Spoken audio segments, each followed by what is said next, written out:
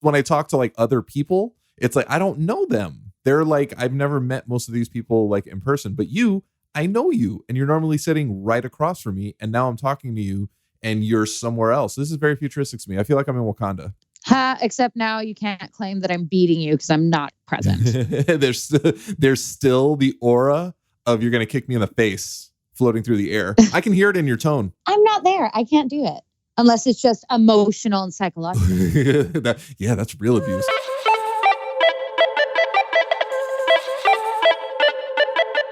Hi, I'm Joe. And I'm Lauren. And we are the NeuroNerds. Yes, that was on time. I feel pretty good about that.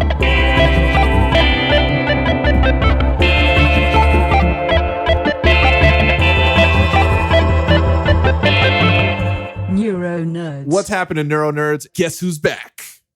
In a fashion, I'm back. Oh my gosh, you know what you are to me right now? I guess I'm not to you, but I'm saying it first. You're Jarvis to me because I'm here, but all I can do is hear you because you're not here physically. Oh my gosh. You're my Jarvis. Or I could be Karen. Okay, well, no, I like Jarvis because Jarvis ends up turning into Vision, and I love Vision. And then I get my soul stone plucked out of my brain and I'm an empty husk. I'll say this, though. If you had the soul stone, you would go out like a champion. I got to tell you, Vision, he kind of went out a little soft to me. He got stabbed and he's like, oh, I can't move. It's like, all right, cool. We can still fight. Like, you can't phase. I gotta call a nerd penalty. He didn't have the soul stone, my friend. He had the mind stone. Oh, he did have the mind stone. That's right. My bad. So if you had the mind stone, no matter what, I think you would have gone out like a champion. Oh, thank you. I say that. See, I was going to make another Lauren Beats joke, but I'm not going to do that. No. I'm bigger than that. I'm better than that. And I'm really afraid of what you do if I continue with these jokes. Well, hi, guys. I'm currently not abusing Joe physically. As y'all know, I'm busy as always. This is literally being recorded in between work and rehearsal and teaching later this evening. Oh my gosh, you've been kicking ass. Like you're a Renaissance woman. You do it all. And you do it all in every, it's not even like, like every single day. Yeah. I kind of wish it wasn't every single day and I could like rest or take a vacation. You know, that's why I only like travel once a year, but when I'm gone, I'm gone. when I'm gone, you're gonna miss me when I'm gone. See, we can't have an episode with some kind of singing. That's just a thing. I'm going to try to abstain from singing because y'all don't need to be having your ears bleeding. No, you have an amazing voice. I'm sure. I've never really heard you sing. Let me put it this way. People pay me to dance, not to sing. People pay me to stop singing. So, I mean, I don't know what that probably speaks volumes. So we were talking about... No. You pay to sing. That's why you go to karaoke. Yeah, that's true. Yeah, I pay in alcohol and then people pay with their ears. Lauren brought up imposter syndrome. I didn't really know much about it. I actually had to Google it. I actually had to have Lauren send me over the link of the Wikipedia of imposter syndrome because I didn't know much about it. Yeah. So imposter syndrome gained, if you've never heard of it before, gained popularity rather recently as a kind of more recent phenomenon. And it goes by a couple different names. So like imposter phenomenon, imposterism, fraud syndrome, imposter experience, but it's mostly known as imposter syndrome. I believe it was the founder. It was a female CEO of a company. Man, do I wish I remember her name. It was some big company like Facebook, but it wasn't Facebook. And I really wish I could remember what it was, but it was in the last like 5-10 years. I think this is where that book Lean In came into about a few years ago as well. But it was the idea. Lean In. Mm-hmm. Oh, Lean In was a New York Times bestseller book. Let's see, I'm pulling it up right now. So Lean In was written by Sheryl Sandberg. Oh yeah, I think it is Facebook. She was the chief CEO of Facebook or COO of Facebook. And it was talking about the idea of how women, especially in business, go through this, phenomenon of where you might have a job that you are technically qualified for, but you are living in constant fear or constant feeling of like they're going to find you out. Like you put like you're proficient with Excel on your resume, and then they're going to have you do Excel, and you're like, oh my God, I don't know anything. Oh, right. But it's a real thing where I think they said, like, an example, I think from the book was like, if there's a job description that a woman, more or less a woman, will look at it, and if she doesn't fulfill 100% of the qualifications, she won't even apply because she's not quote unquote qualified. But a male, what they would do is they'll look at it and they'll be like, I kind of fit 50%, apply. Right. And so, but beyond the kind of work or job industry where this happens, it happens in daily life. And anytime you have any sort of accomplishment, whether it's something noteworthy like Albert Einstein, or it's literally like, I got up and tied my shoes today. Like, and it's the idea of doubting your accomplishments that, people, when people say something nice about you, or they think you would be great for a job or great for this. And like the questions that go through in your mind are, what, why? Like, have you met me? And then most of the time you're like, oh, maybe they're just trying to be nice to me, or you don't really believe the compliments that you're given. Right. With you, you're awesome. I don't know if you ever have that. You shouldn't. Yeah. That's crazy. Don't do that. You're awesome. Yeah, that's why I wanted to talk about it. It's an actual thing. You don't have to have clinical or diagnosed anxiety. You don't have to have depression in order to suffer from imposter syndrome. Right. But it's very pervasive because oftentimes you feel like you're alone, and or that it's not an issue. Like, it's just you. You're like, no, I'm not good enough, or they're going to find me out. But being able to talk about it and putting it out into a forum such as this, where we have people that are listening, especially if you're recovering from a brain injury or a mental health issue, this goes hand in hand with that. Absolutely. I mean, I'm not very kind to myself when things don't go right. I get really, really upset. And I guess everything that like I've accomplished means nothing. And I kind of feel that way. It's like, oh, I guess I'm not as awesome as I thought I was, or as people think I am. Because, you think I'm awesome, don't you, Lauren? Yes, of course. So yeah, I guess it's a little bit of that imposter thing where I'm like, man, I think I'm kind of killing it. But then like some days I'm like, I'm not killing it at all. I'm barely getting by, and I'm almost afraid to like talk to anybody or even do the show. Cause I'm like, oh my God, these people are going to see how weak and frail and fragile I really am. Oh yeah. And then like for me, especially when we do NeuroNerds, like half the time, there's like doubt when I'm doing this, in the sense of like, oh, everyone, like, yeah, I have a brain injury, which means I'm automatically part of the group. Oh yeah. And I host this, but the other part of me is like, do I really like pass the threshold to be in this group? And I go through that too. And that has to do with imposter syndrome. That's crazy. I always say the word crazy. I even say the word crazy in therapy. And my therapist always like tells me, she's like, you probably shouldn't use that word. I agree. It's not crazy. It's weird. I'll just say weird. It's weird that the mind goes to that place, like no matter what you've built, no matter what you've done, you still have that thing. It isn't good enough, or it was just luck, Well, of course. Yeah, exactly. And there are some people that are super famous that have had this. Self-admitted are Albert Einstein, Maya Angelou, Tom Hanks, even Emma Watson confess, quote unquote, confess that they have. Yes. That their accomplishments, they either got lucky, or that they're like, they were skating by and no one knew, or they were doing stuff that was unremarkable and they didn't trust it. Oh, wow. That's deep. Yeah. That's deep. Yeah. So for me, I mean, there's a lot of the people out there that like listen to the show and like have reached out to me, and I almost feel like a responsibility to like always push forward and not put on a brave face, but like not really complain too much, because there's so many worse off people out there than myself. And I almost feel, I feel bad for complaining. I'm like, I like physically, I'm kind of doing well. I have a couple of deficits here and there. Mentally, I'm a basket case, but I mean, I'm functional enough to like even do this stuff. So like, sometimes I'm like, oh man, I don't know. I'm struggling, but like, it's hard to share that because I want to kind of present a certain way, Oh, definitely. And one of the other ways to really look at it is that, so if you're even talking about that way where there's a comparison, which one, there shouldn't, because I always like to tell people that reach out to me, or my students when I teach them, is that your trauma is your trauma is your trauma. Like, you can't compare your trauma to someone else. Like me, my trauma growing up was I was terrified of being mediocre and being viewed that way, versus I have friends who have horrific abuse that they've repressed for years. And I'd be like, oh, I don't got it that bad. Right. But to me, that's still very personal and very monumental to me. Right. But you can't compare that because one, you just can't. Like, my self-esteem and performance issues have nothing to do with someone's abuse, but to you, it's still that real. Right. And I mean, sometimes when I'm talking with you guys, you listeners who reach out to me and they tell me these amazing stories and you guys tell me you look up to me or that I inspire you, or even just talking to Joe. And I'm like, oh my God, like I should not be complaining because I don't have these same issues. And sometimes, and what ends up happening is you don't talk about what's going on and you don't talk about when you need help or when you're going through tough things. And so then you feel even more alone and even more of a fraud.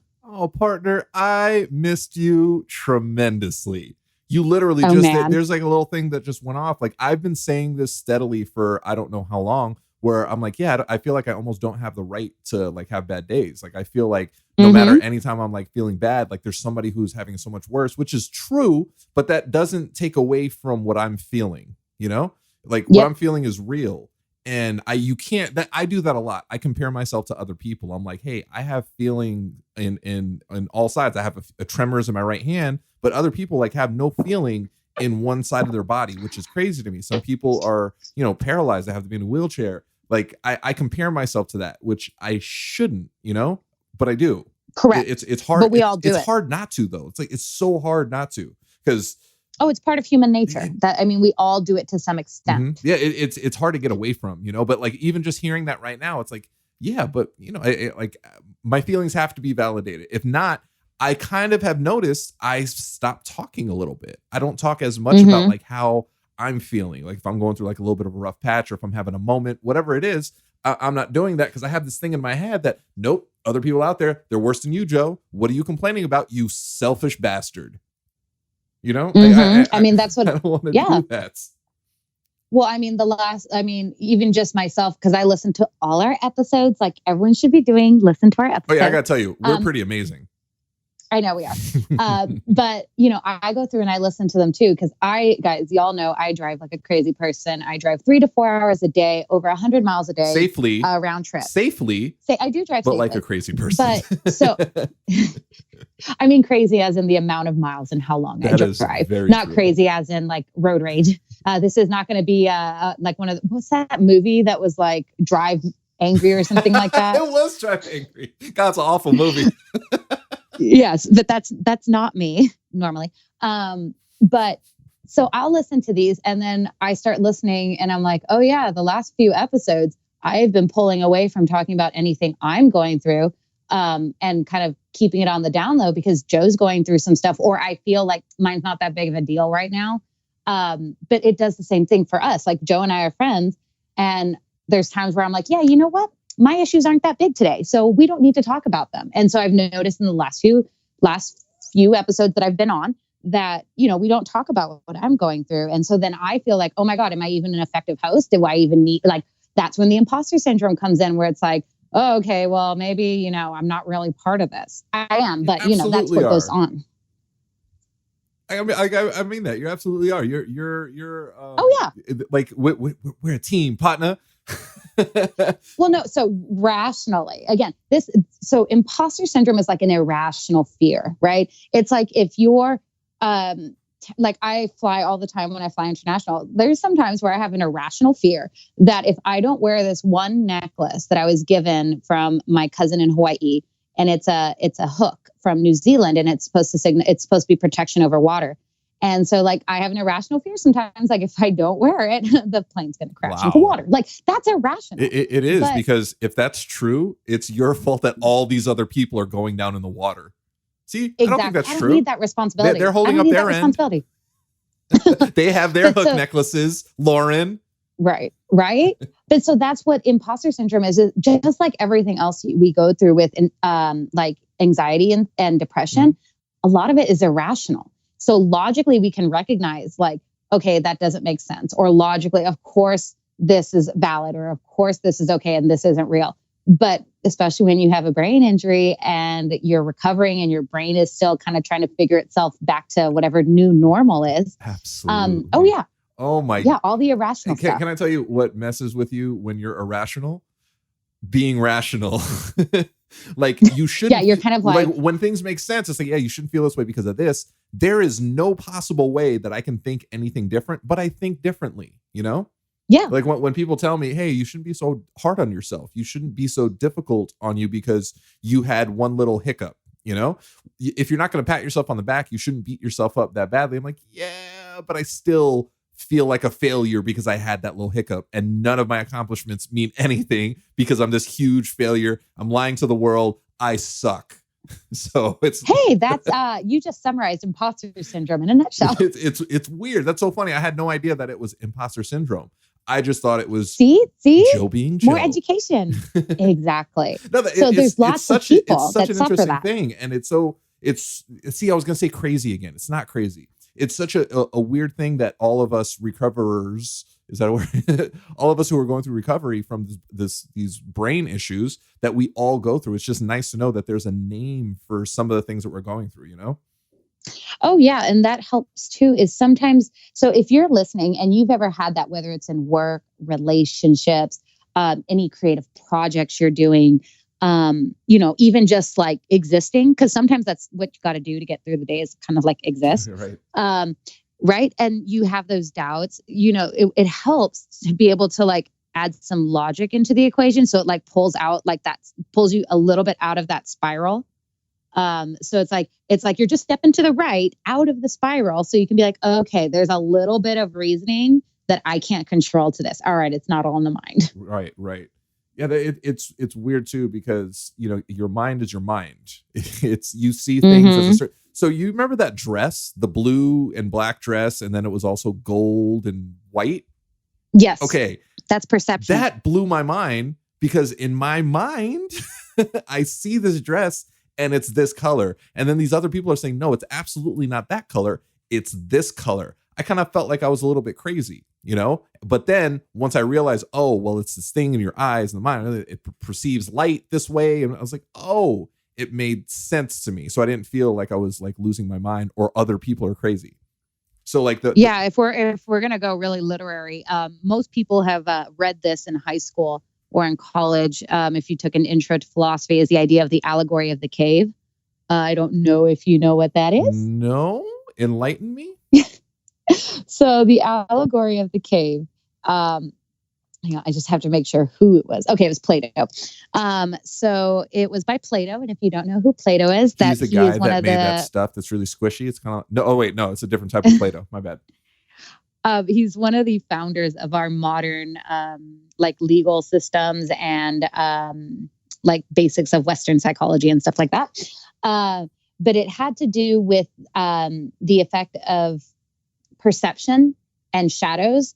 And like it had to do with like, I'm not going to redo the whole allegory of the cave, but basically like the symbolism or the themes about it had to do with the idea of perception. So like if you only see the shadow of something, so like let's say you see a shadow of a cat that's being projected on, or a bird, like let's say you see a bird against a wall of a shadow, you might be like, hey, that's a bird. But in reality, it's like two hands joined making a shadow puppet. Oh, okay.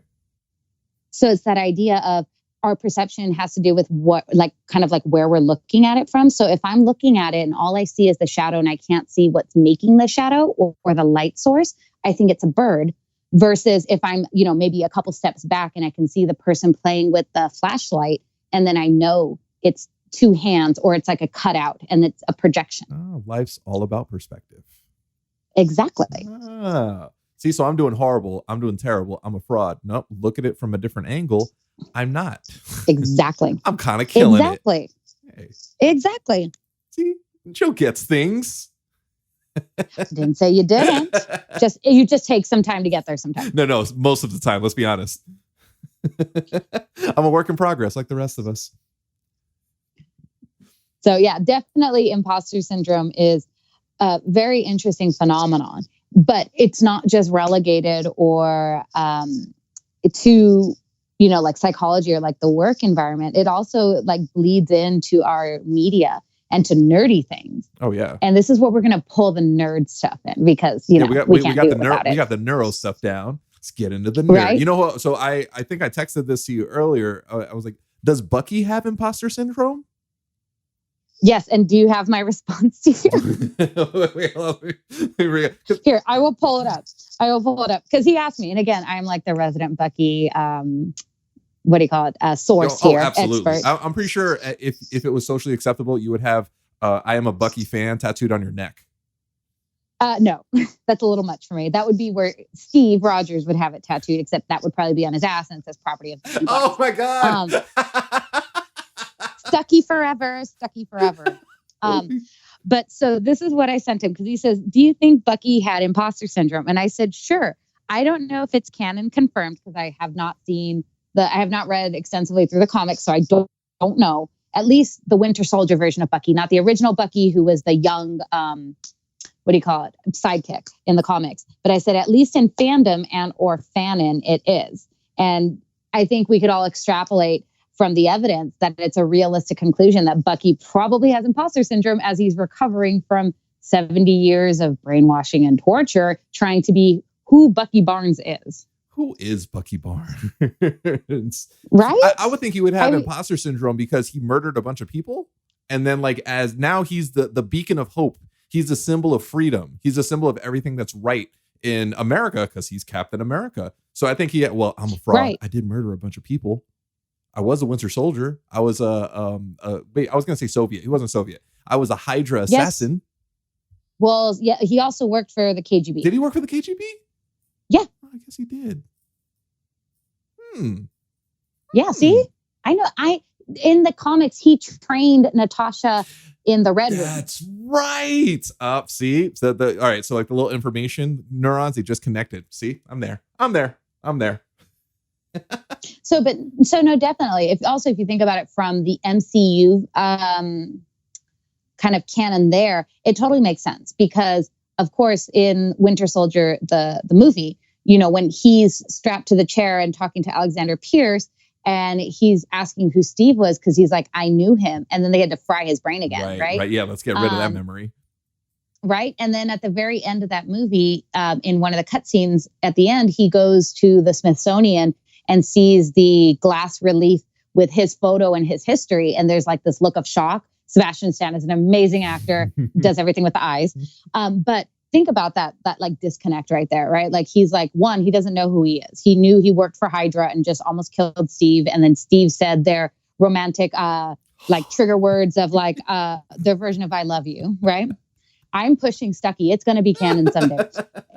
I think it's canon on the NeuroNerds for sure. Oh, definitely. And so he tries to go learn about himself. So he goes to the Smithsonian and he's confronted with his photo and and this whole history of him. And he's like, who the fuck is that?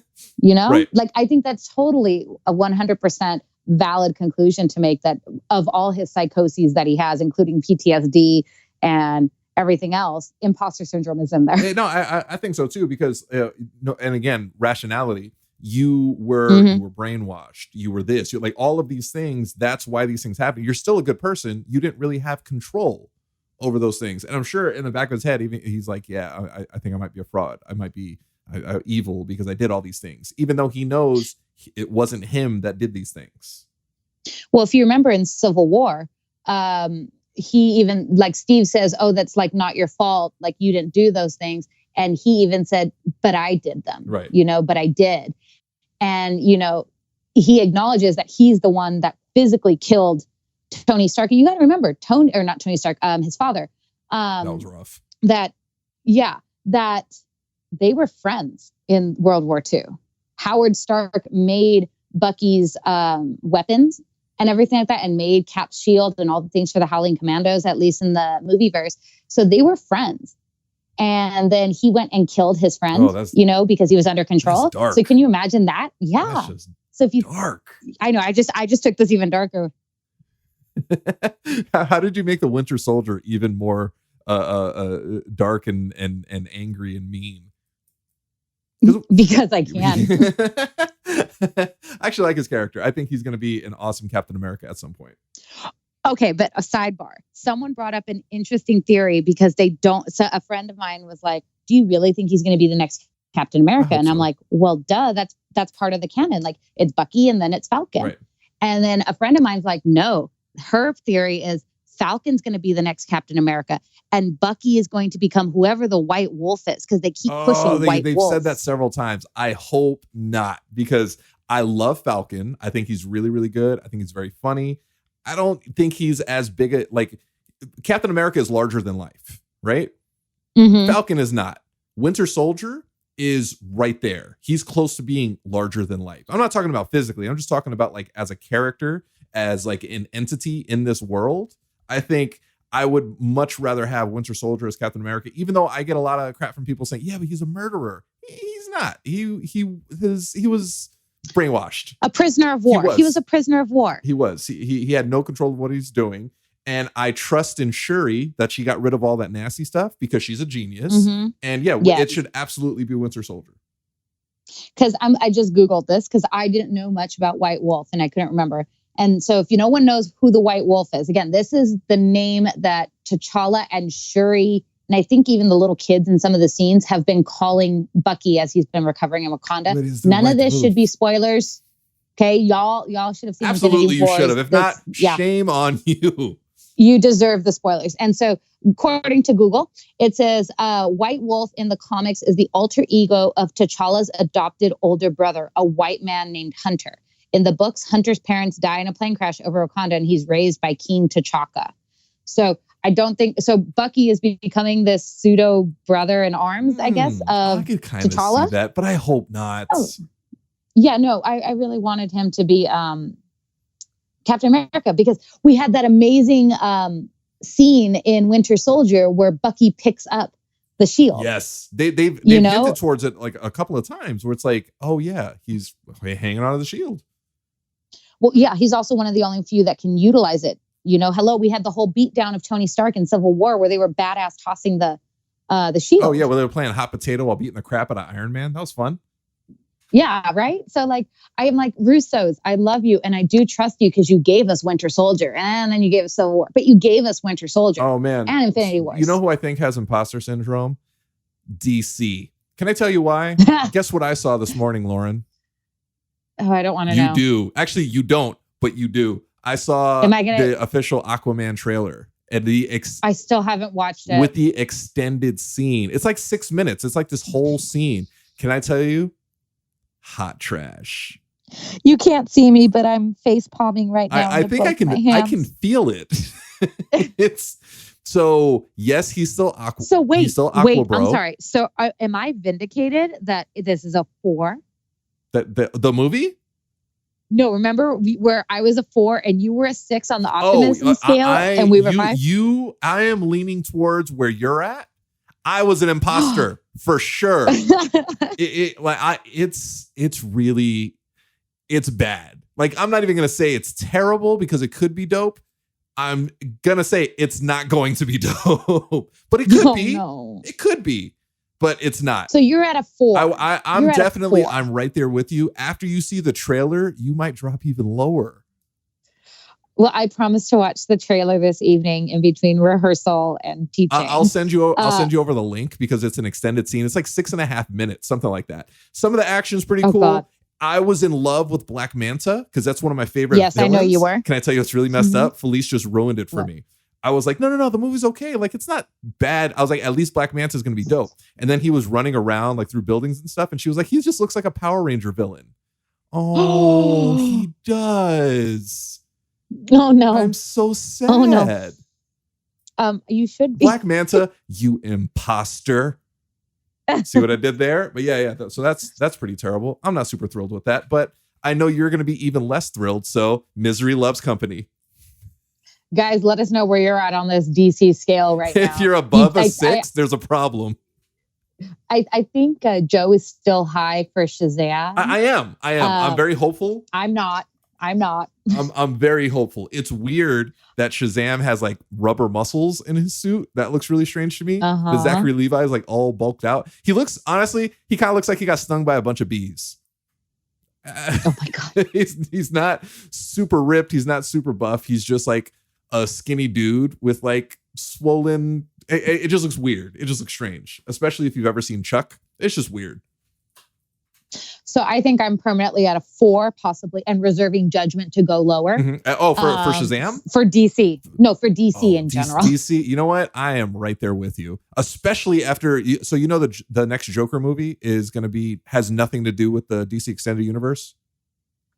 Wait, how does that make sense? Exactly. So they're going to do, I guess, a Joker origin story, but it has nothing to do with Jared Leto's Joker. It has nothing to do with the Justice League and Aquaman and any of that. It's just its own thing where Joaquin Phoenix is the. That's right. But he looks awesome. And I think it's going to be really, really entertaining, but it still makes no sense. Oh, and Joe's vindicated too. So the guy who did the Suicide Squad, the guy, David Ayers, I think it is. He's the one that okayed the tattoo on the Joker's forehead that says damaged.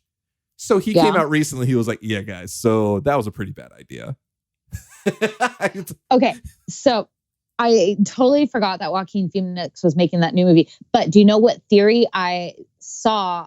And it was, I probably saw it on YouTube. That would make more sense now with the new Joker. What's that? Is that Jared Leto was Jason Todd after he'd been killed and tortured. But I love that theory. I agree. Love that theory. Even on his face, he has the J. Yeah. Is it for Joker? No, it could be for Jason. Jason Todd. Right? That's brilliant. So I remember that theory came out like before the Joker, like before any of the footage actually came out.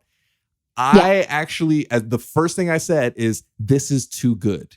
It's too good. It's too out of it. It's just too well written for DC to say, yes, this is what we're going to do. And I was right. Mm-hmm. I was absolutely right. But if they decide that they're going to do that, I would be right back on board. I'd go from a 4 to a 5.5.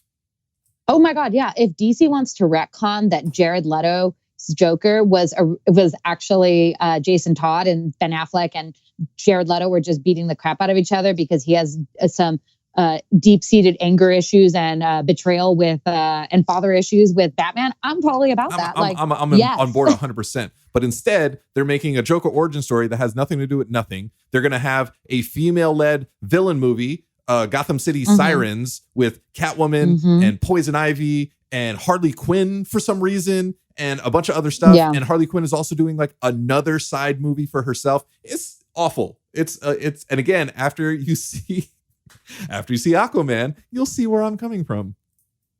If anyone from DC listens to us, please just retcon it. You could just come out and release a statement, and that would help. Yeah. Or just retcon. Or you can just stick to making amazing animated movies, because those are so dope. I'm so in. Yes, this is true. But by the way, is the next NeuroNerd movie outing, is it going to be Aquaman? Do we want it to be Aquaman? Well, I think I have to see it. Like, that has to happen. And I know you really like Jason Momoa. And so one of two things is going to happen.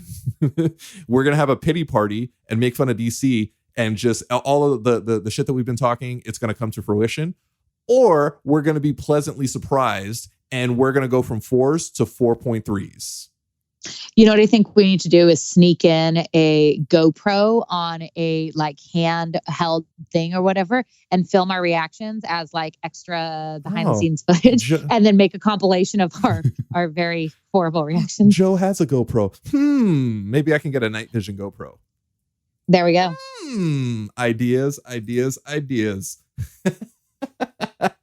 But yeah, we for sure have to have a NeuroNerd night at the movie again, because that was fun as heck. And I'm pretty sure you're not going to bruise my arm.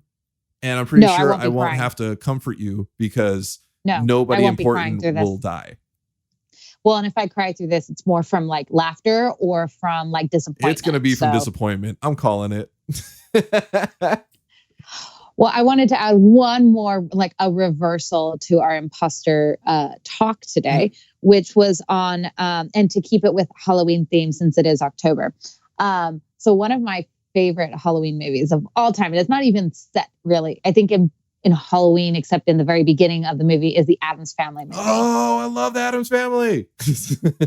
I love the Addams Family. I mean, Morticia and Gomez are #relationship goals. So like, that's amazing. Cara mia. Right. Mon cher. Except we're not saying that to each other. But like a reversal from imposter syndrome where it's like, oh, you're just waiting for them to find out because you think you're an imposter. Think about Uncle Fester, right? Again, he was an amnesiac, right? The same thing. Because he was caught in the tuna net from the Bermuda Triangle. I know this movie way too much. Yes, you do. This is one of those things. This is Lauren being Lauren. This is awesome. Yes, I love it. It's one of my favorite movies. And but so if you think about it, his Uncle Fester, I think that his name was Gordon when his like loan shark con woman mother found him and was brainwashing him, or he's amnesiac. So she told him. Oh, it was Joan Cusack, wasn't it? No, she was in the second movie, and she was the crazy babysitter. She was. Yeah, his mom, her con name was Dr. Pinderschloss. Dr. Pinderschloss. That's, oh my gosh. Yes. You really do know this movie. Yes. Yes, I do. But so if you think about it, so they're trying to con the Addams family out of money. So they shave off Christopher Lloyd's hair, and they tell him he's going to pretend to be Gomez's brother named Fester in order to get to their fortune. So here comes Gordon pretending to be Fester, and he's like, okay, they're going to find me out. Oh my God, I don't know how to act around them, and they're all crazy. Be discovered because he knows, quote unquote, knows he's an imposter. But in a twist of fate at the end of the movie, we discover he actually is Fester. That's crazy. So it's like a reversal where it's like, oh, he is an he thought he was an imposter, but he really is the person. Man, all this time, I thought I was George Clooney. Turns out I really am George Clooney. Oh, I was like, you grabbed your own axe? Is that what you're saying? Well, it's mine. I can do whatever I want with it. This is true. If you can't touch it, no one else can. Don't say no one else wants to. They do. Joe's got a donk. I didn't say no one else wanted to. I just said no one else. This is what I tell my students all the time when they're learning how to twerk and they got to grab their butt. And I'm like, if you can't touch your own butt, no one else can. So think about that. Wait, I was talking about to one of the Stromies, Sarah, about twerking for some reason. And I was like, don't worry, we're going to do some content soon. And Lauren is going to teach me how to twerk. You already started once. I think I did okay. Yeah, for like half a second. I think I did okay, right? No? Sure. No? Sure. Come on. No. Come on. You need a lot of work. Which is why that's going to be its whole other project and episode and video. Oh yeah, that might actually be a special Patreon thing we do for you guys. So yeah, we started a Patreon for the NeuroNerds, and we're also eventually we're gonna have a YouTube channel. We're gonna be taking over the world. But like some of the content that we're gonna be doing is Lauren's for sure gonna teach me how to twerk because she's number one, an amazing teacher. Like if you guys don't know that, Lauren teaches a twerk class. What's it called? Twerk. Well, this month, since it's Halloween, it's put the boo in booty twerk class. Come on. How awesome is that? That just makes me so happy. It's a fun time. Come shake your ass with me. It is. So anybody in the LA area, definitely hit up Lauren for, you teach several classes, don't you? Yeah, I teach Middle Eastern dance. I teach pole dance. I teach twerk. I teach self-defense, and then I have a private competition team. Man, Lauren, you're an amazing teacher. You're a Renaissance woman. So anybody out there interested in any of those, definitely contact Lauren directly. She's amazing. She even got me to twerk for like a second and a half. Oh, and he's going to learn how to walk in stilettos, guys. Yes. This is, again, why you want to be part of the Patreon, because there will be ridiculous things like this available to the various levels where you get to watch Joe twerk. Yes. We're also going to learn how to ride bikes because I don't know how to ride a bike and neither does Joe. Yes, it's embarrassing. So dig this. I fancy myself a pretty decent athlete. I'm a pretty dope basketball player. I'm, a pretty decent football player. I was dope at track. Like, come on. Like, I'm a really good athlete. You get me on a bike, I really look like there's something wrong with me. I look like I did the day after my stroke. Oh my God, don't exaggerate. I'm sure it's not that bad. Can I tell you? I'm hardly exaggerating. I don't know why. It might be a mental block, but I get on on a bike and I'm like a fawn trying to walk for the first time. And just stumble? It's bad. It's really bad. Like I'm almost embarrassed. If I had shame, I would be embarrassed. But as you know, I don't have shame. So I should be embarrassed because it's really bad. I don't know why. I've had several people try to teach me and they're kind of like half in, half out. So now I'm a grown ass man. I survived a stroke. I have to learn how to ride a bike because I want to, you know, and I think riding a bike would be amazing. Oh yeah. I think it's like a life skill. Like you never know if it's the zombie apocalypse, you might need a bike to run away. Like I feel like I need this in my repertoire. Right. I don't understand how in The Walking Dead, they weren't on more bikes. This is why I want to get my motorcycle license as well. I figure if the fate of the world or it's the apocalypse, like I might need to like, there could be like a movie where like the fate of the world rests in my hands and there's a motorcycle next to me and I need to get somewhere. Like I can't be like, ooh, sorry, I don't know how to ride a bike or a motorcycle. Have you ever seen Cabin in the Woods? Which version? With Thor?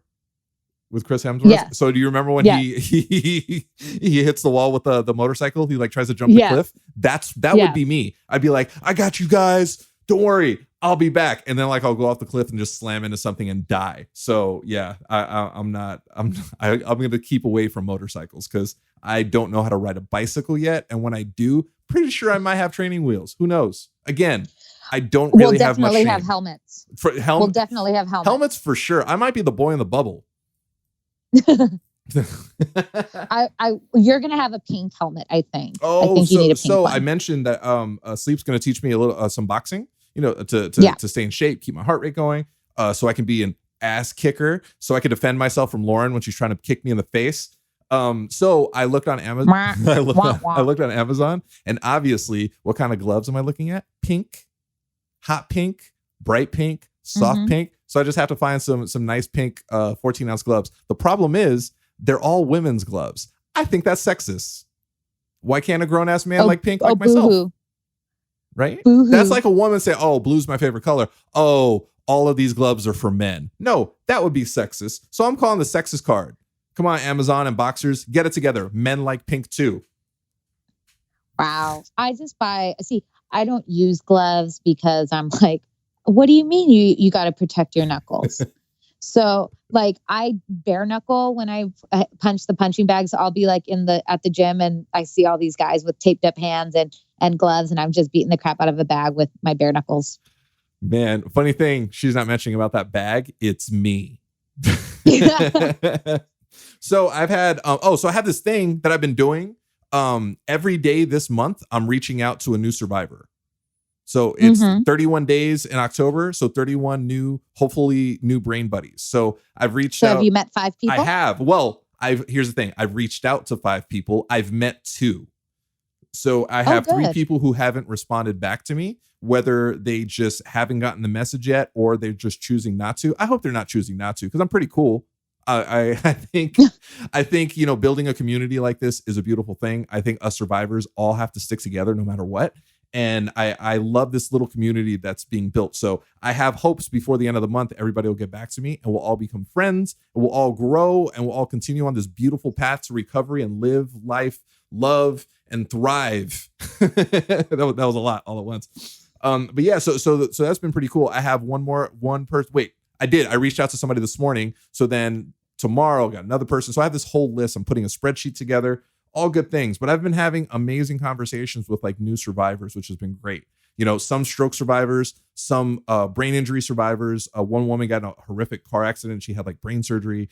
And, you know, I'm not naming names because I don't know if they want to be talked about, but she has an amazing story and she's super positive and super like loving and caring and gung-ho about meeting and growing and talking about like her issues and hearing about other people and wanting to, not only that, wanting to help other people. That's what I love about our community. Everybody really wants to help one another, which I dig so much. Yeah, definitely. And even, you know, there's this woman I have to put you in contact with. Wait, was she a fighter? She might've been a fighter. She suffered a major concussion and she's having some issues getting back. So I told her about you and hopefully she'll give me the okay that I can have you reach out to her and you guys can talk about, you know, recovering from concussion. And anyone who's listening to me, like definitely like you, sometimes I feel like if you're not a stroke survivor, like there's part of us that are like, okay, well, again, it comes back to imposter syndrome where we're like, we don't actually have it that bad and blah, blah, blah. Seriously, reach out, guys. Absolutely. Like I'm here. If you want to be part of the like, oh, our trauma's not so bad camp, come reach out to me. I deal with Joe all day. No, there's a lot of trauma there for her, for sure. Again, he's probably not going to say he's going to give me a stroke, but why is that funny? You know, hey, you laugh, not me. But no, if y'all are out there, you guys, your experiences, your trauma, even if you don't consider it trauma, but your journey to recovery through this and from a brain injury is completely 100% valid. Absolutely. Like, reach out to both. Joe will give you 100% like positivity and support for you. And come with me if you want some realism. No, I'm just kidding. But if you want someone who's had a concussion or a TBI, I got you.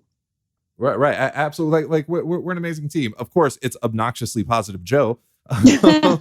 And yeah, hey, we have each other, you know. And so I have a support group on Facebook that's slowly growing. It started out with 2-3 people, and I ignored it forever because I was like crazy overwhelmed with like life. But I'm getting into it, and I've met some amazing people. I've had some amazing conversations, and I think it's a place where like we could really do some good. So it's called USO Rock forum on I think the link's in the NeuroNerd bio. Mm-hmm. It's all in the show notes, so you can get it. But join the group, tell us your story, share. Finally, like some of the people in the USO Rock group, they're starting to connect with each other. You know, there's like side conversations happening where at the beginning it was just me having conversations with individuals, but now it's the group having conversations about things. It's so cool. I'm super excited.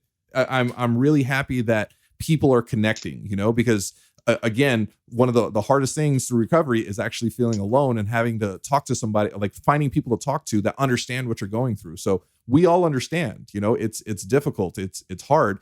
Thank goodness I found Lauren, and she's helped me through that. She was honestly the first person to really understand what I was going through. She got it, and I saw it in her eyes. I heard it in her words. She understood what I was going through. And then in turn, I think I understood what she was going through, and we connected that way.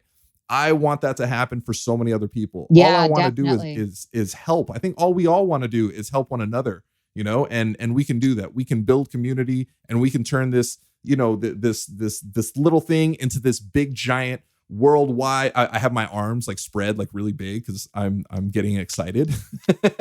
I think my blood pressure is rising, but like in a good way. But like we can make a difference, you know, and we can really do something special if we all bond together and make this happen. We care about each other, we love one another, and we can all live life beautifully and thrive. I think that's everybody's goal. And I want to give you a little pat in the back on that one. You've already achieved part of your goal. This is already worldwide. Where do you have all your friends? Oh, that's true. I have a lot of, that's really cool. Yeah. What actually, one of my closest stroke friends, Rihanna's in the Netherlands.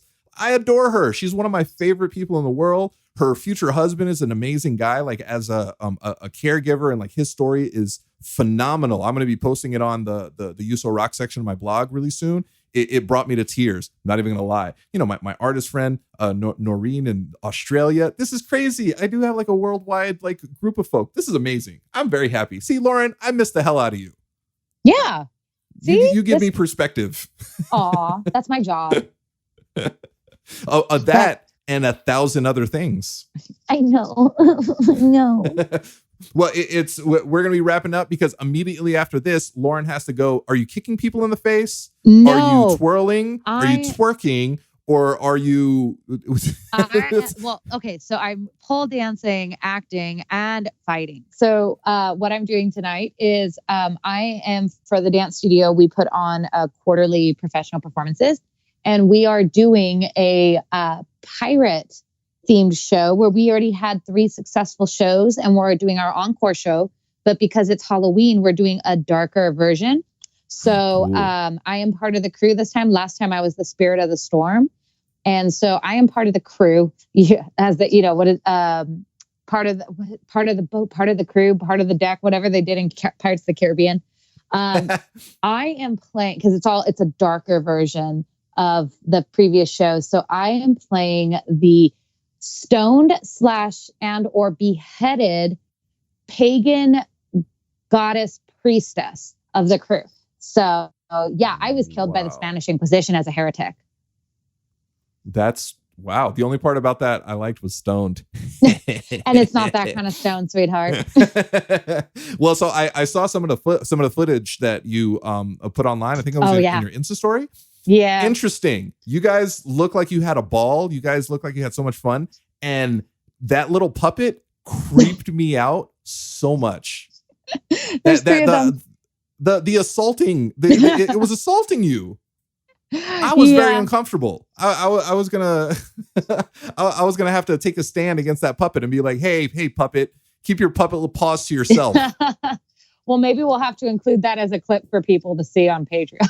Actually, I think that's a good idea. But yeah, definitely check out Lauren and all her escapades, because seriously, one of the most amazing people in the world. Not just because I know you, just because I know you. You know what I mean?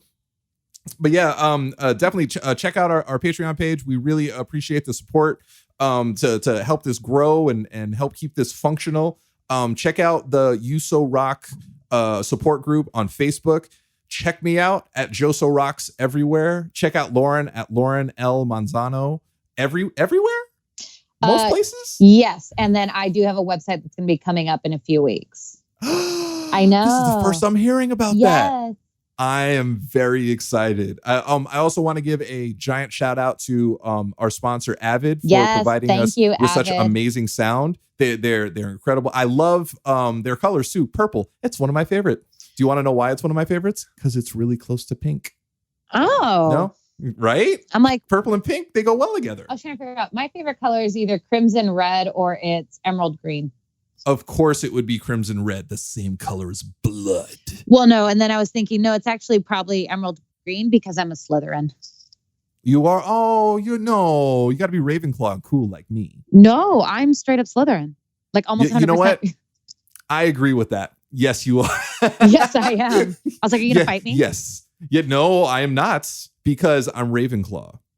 I don't you know what? I don't even really know what Ravenclaw is like famous for. I know like Harry Potter is Gryffindor, and then Slytherin are all the evil guys, and then Hufflepuff are all the nerds. Ravenclaw, I think I'm like right there in the middle. No. Ravenclaw are the smart people, which is why you're probably a Hufflepuff. Oh shit. Shots fired. Pew pew. That was a mental kick to the face.